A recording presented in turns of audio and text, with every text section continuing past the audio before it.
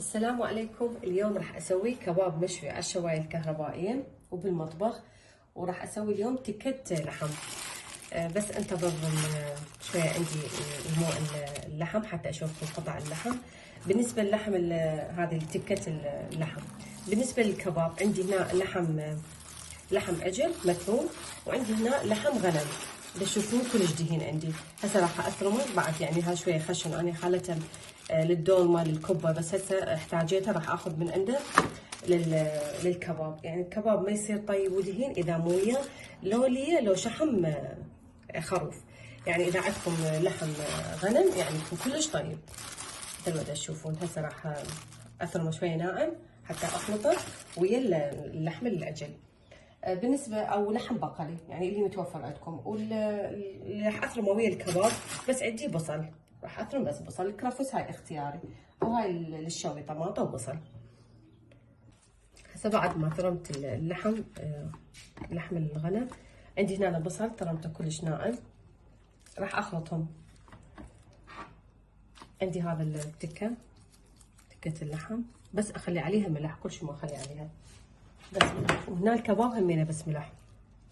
هسه راح ابدي اخلطهم خلط جيد. هسه عندي هذا الاشاش مالت الكباب، راح اكمل كل الكميه واشغل الشوايه.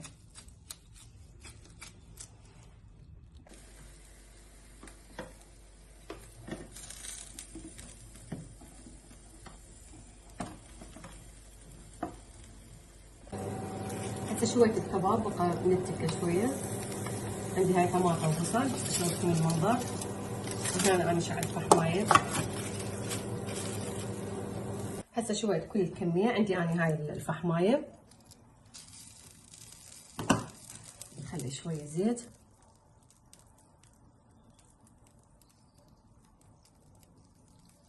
ورحت اغطي حتى ياخذ لي الكباب ريحه الفحم.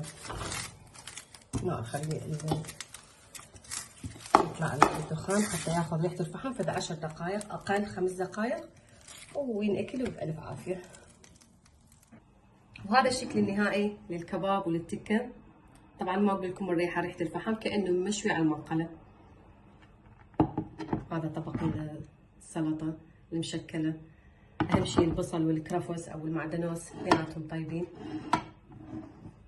طريقه كلها سهله وبالمطبخ سويته وما يحتاج لا هوسه الفحم، بس مجرد فحمايه واحده.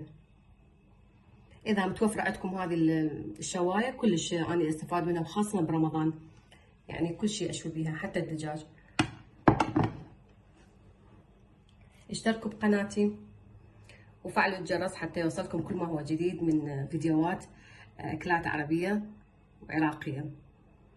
وانتظروني فيديو جديد إن شاء الله. مع السلامة.